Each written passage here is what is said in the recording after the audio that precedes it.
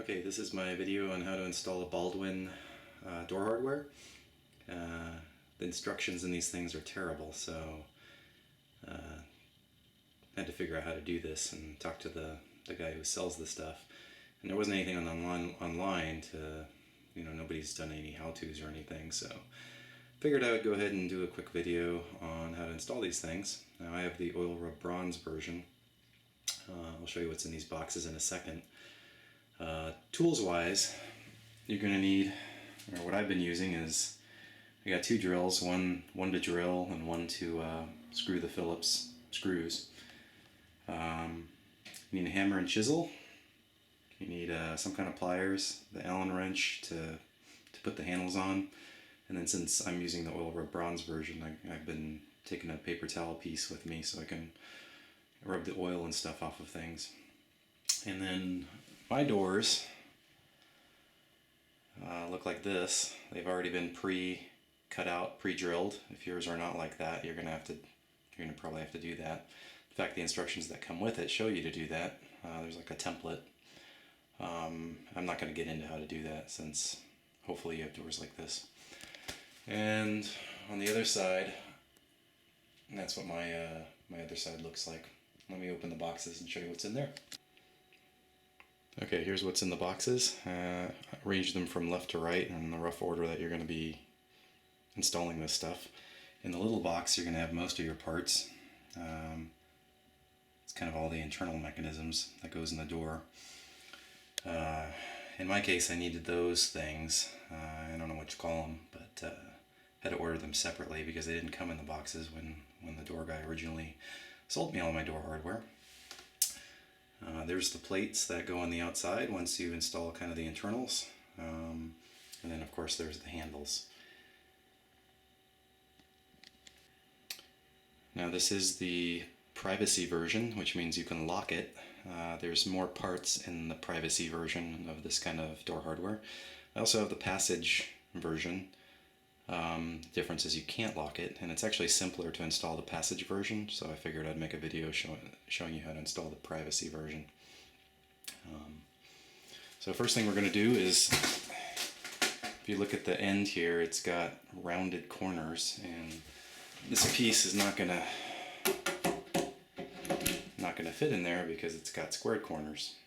So we got to chisel out the rounded corners, which is really simple. I'll show you how to do that in a second.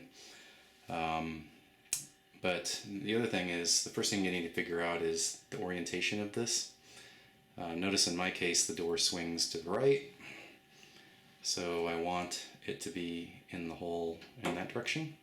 Secondly, if you look on top of this guy, on this side there's nothing written, no stamp, nothing stamped. On this side there is this number or date or whatever it is on top. You want the number to be on top, and I figured out the hard way. The reason the instructions say to do that is that dictates which way the handles rotate to open and close the door. So in my case, I want it so when you push down on the handle, it opens the door. You don't want to pull up on the handle to open the door. So if I install this backwards, it's not going to work that way. So what you can do is, even though I want it like this, I also want the stamping to be on top. So you can actually rotate it. Can't really do it while I'm holding the camera, but you'll see when you pull it out of the box, you can rotate this piece on the right. The whole thing turns and rotates. So I'm just going to rotate it 180 degrees and then put it in.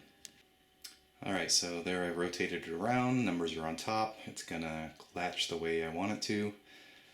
I also chiseled the corners out, took all of about 60 seconds to do that.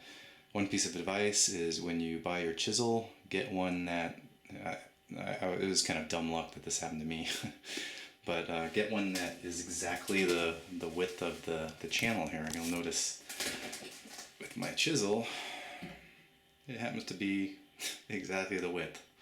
I don't know if they do that by design and I just happened to pick up the right one, but makes your life easy.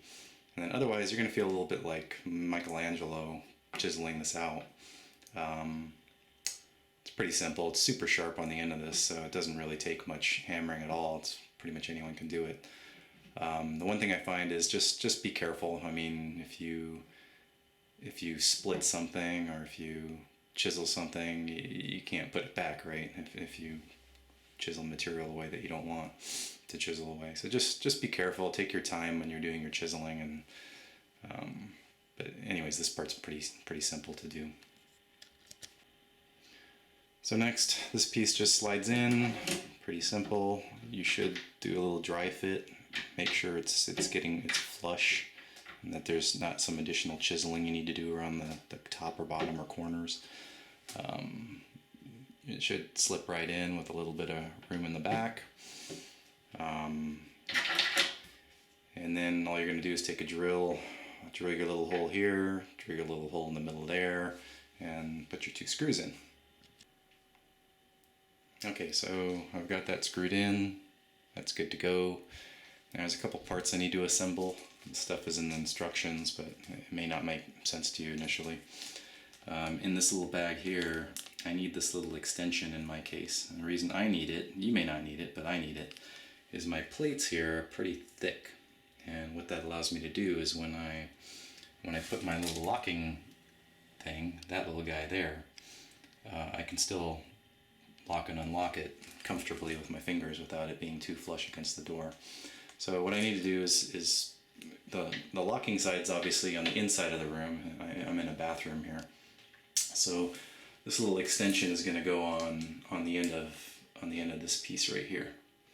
Now if your door opened in the opposite direction, it would go on this side here, but I'm not going to put it there because that would be on the outside of the room, and you want to be able to lock it from the inside. So at this point I know the extension goes here, and I'll show you what goes on the other side in a second. Okay, you can see I just finger tightened the screw on the little extension on that side. Again, you may not have to do that. On the other side, you actually need to put a little stopper. So, and it's always the opposite side of where you're going to be locking. And so they have this little bag here, and you'll see there's 2 washers. One's a round one, one's kind of an oblong one, and then there's a screw. Well, if you're doing this side, you would use the round one because it's round right here. If you are in the situation where your locking mechanism's on the other side, you would use the oblong one. So in my case, I'm just going to slip the little washer around it and screw it in with the screw. I'll show you what that looks like. So there you go. Hopefully you can see it. I slipped the little plastic washer and then I screwed it on top with my screwdriver. And I forgot to mention earlier that you will need a screwdriver, a small one, for this purpose as one of your tools. You also need a pencil, which I'll show you later where that's been helpful.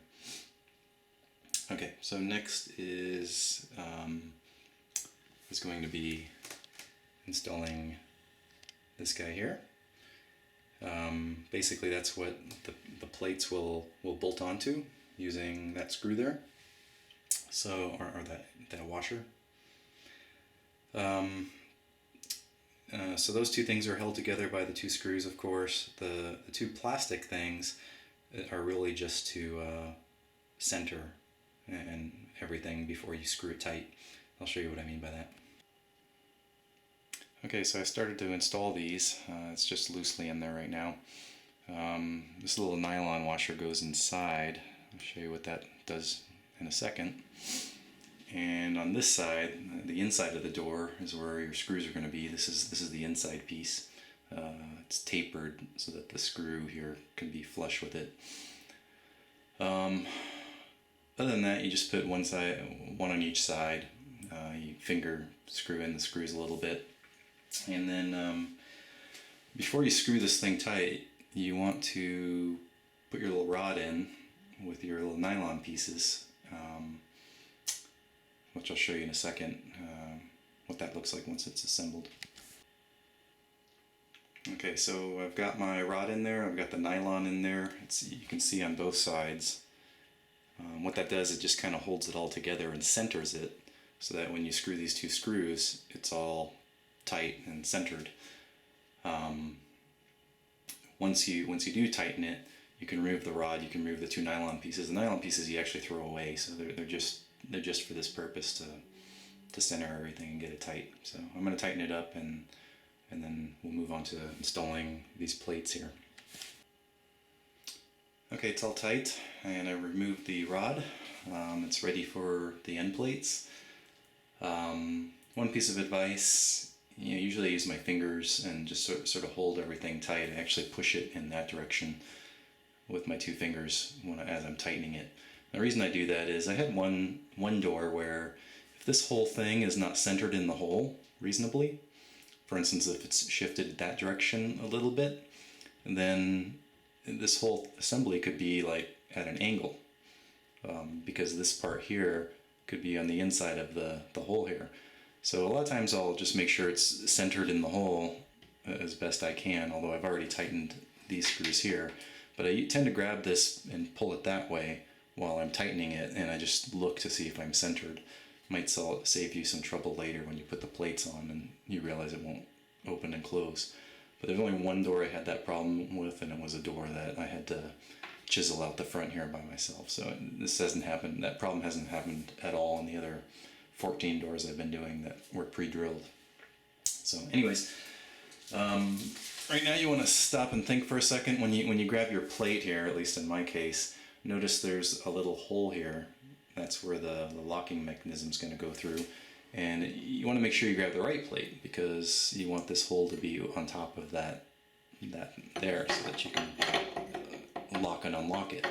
If I were to grab the other plate, you'll see the hole would be on the wrong side, and I would not be able to put the locking pin in there. So just grab the right plate.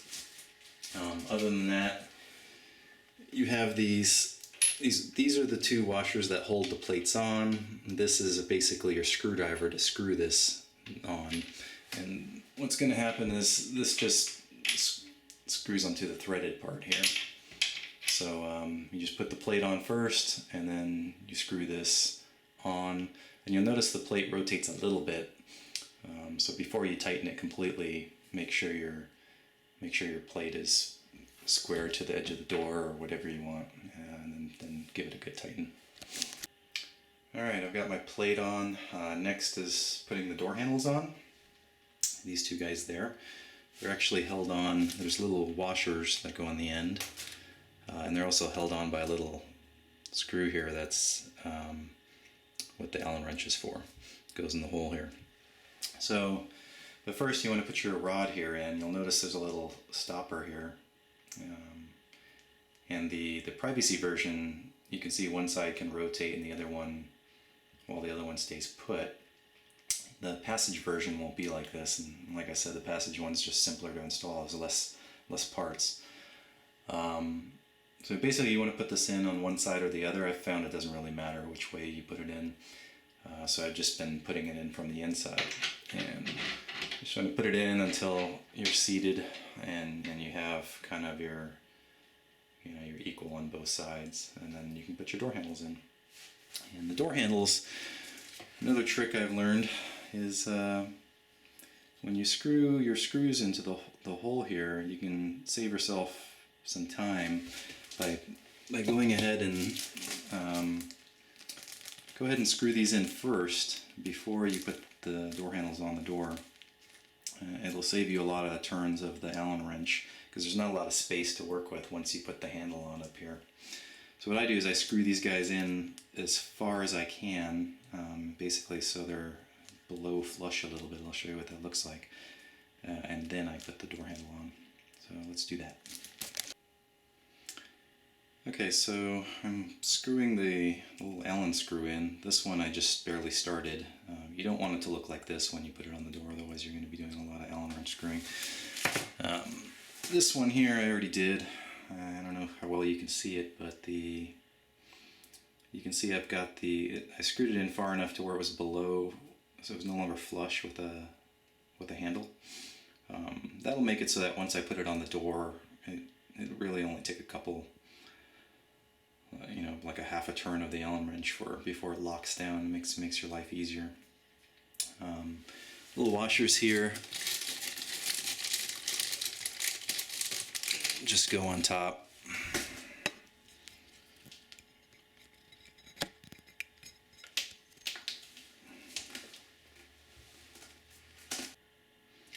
So you can see the washer just goes on top like so. We got my screw, it's below flush. This one is ready to install. Next thing to look at is where the Allen wrench is. You want it underneath so you don't see it. So I would not want to install this on the inside of the door because you'd see the hole. So that's how I know this one actually goes on the outside of the door. Second trick I learned is the handle you should put on first, and this makes things a little bit easier as well. Start with the side of the door where you put your, when you inserted this rod, where it can't go, and it's hard to describe. So I'm going to start on this, I'm going to put this handle on first, because earlier when I put the rod in this direction, it can't go in, if I push on it, it can't go to the right. So it's easier for me to put this handle on first. If I put this handle on first, what'll happen is it'll push in while I'm trying to put the handle on, and that's kind of annoying. You'd have to use your second hand to kind of hold it in place. So just start with the side that is kind of flush. It'll just be easier to hold it on. You won't even have to hold the other side, and then do the other side second. And that's about all there is to it. Alright, so everything's assembled on the door pretty much. You can see it works. You just need to put this little guy in so you can lock it. It just goes in the hole here, and you just finger tighten it. And once it's in there, you can lock it or unlock it, and you're pretty much done. You just have to. Next part is kind of I would say the trickier part, the part you have to probably pay the most attention to, and that is doing this little guy over here. And I'll show you how that's done. Okay, so I got to get this plate on here. As you can tell in my case, it's going to need to be chiseled out because the plate is bigger than what they've chiseled out on the top and the bottom. For the most part, it tends to be fine. I just have to chisel the bottom out here a little bit, bring this down, and bring this up a little bit. And then usually the left line here is fine for me. And the only other thing I sometimes have to do is chisel a little bit of this away so I can move the plate in that direction. So what I do is I take the plate, I put it on there. I sort of feel I try to center it just by feel, by putting my finger in here and up here. And then once I'm happy with it being centered, I just kind of put my finger and hold it, and I draw a pencil line on the top and the bottom, so that lets me know how much I need to chisel away. So I'll show you how that's done. Okay, so I made my lines. Now I'm just going to take my chisel, obviously put it along the bottom here, rotate it around, put it along the top here.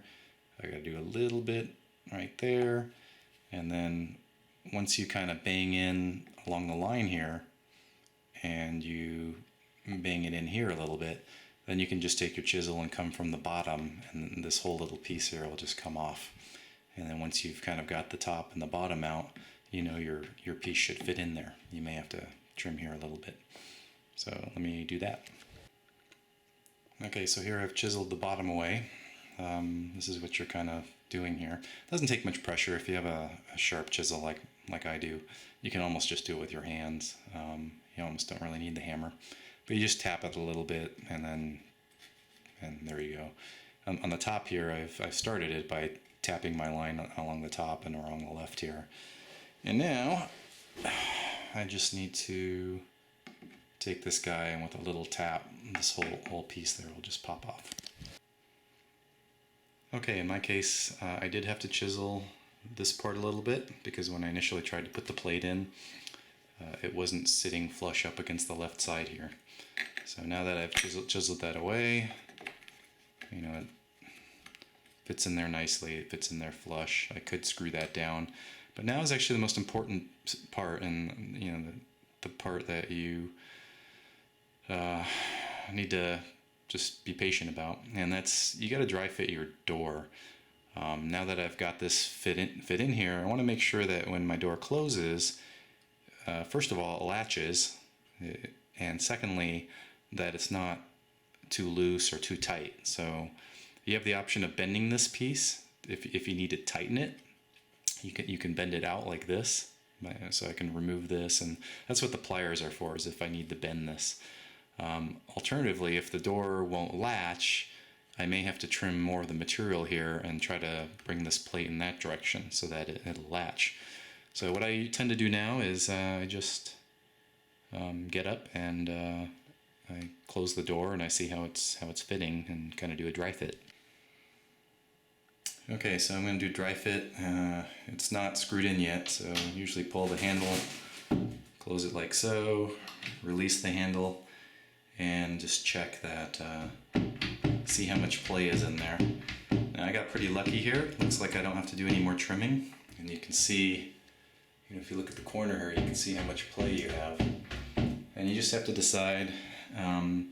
It's nice if it's a little loose, because then the door closes really easily. The tighter you make it, the more finicky it might be. But basically all you have to do now, I think I will tighten mine a little bit, is I can take this plate off, I can put some pliers on here, and I can just bend it a little bit, and then I can test it again. And keep doing this until you're 100% happy, because once you screw this plate on, you're done. It's really hard to make any adjustments after that. I do have another door where I've messed that up, and what I'm actually going to have to do is the two screw holes that I made, they're just in the wrong place. I need to bring the plate out, and there's no way I can do that. So I'm going to have to, for the two screw holes, I'm going to have to drill them out. I'm going to put dowels in there with glue, and then so that I can re-drill new holes and get the plate to move out. And that's what you can do if for some reason you get yourself in trouble. But if you're patient at this point and you just take your time dry fitting it and everything, you should be great, and the door should close perfectly. Okay, there we are. I've screwed it on. I was happy with my dry fit. I did bend the tab a little bit to tighten it, just a hair. You can see when I close the door now, it's pretty tight. You can lock it or unlock it. And the only other thing I have to do is I have to clean my fingerprints, because the oil rub bronze rubs off everywhere. That's it. Hope that was helpful. One more piece of advice.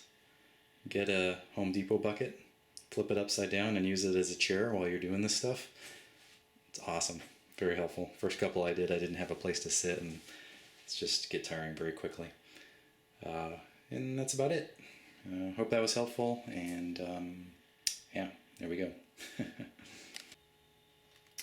One more thing, you'll have a few parts left over, so I didn't use the templates or instructions, but obviously this is all trash. I didn't use this either because my door was pre-drilled. Those are all parts just to drill your door. This is your little screwdriver, which I did use. You can toss that, you don't need that anymore. This is technically so you can open the door if someone locks it from the outside, but you don't need this either. Actually, you can just use a screwdriver, and let me show you how that works. So on the inside here, if I lock it, it'll unlock, if I pull the handle on the inside. But if I lock it and I'm on the outside, obviously it's locked. So how do you unlock it from the outside using this tool?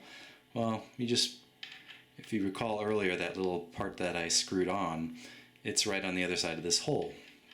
And if I push pretty much any object in here,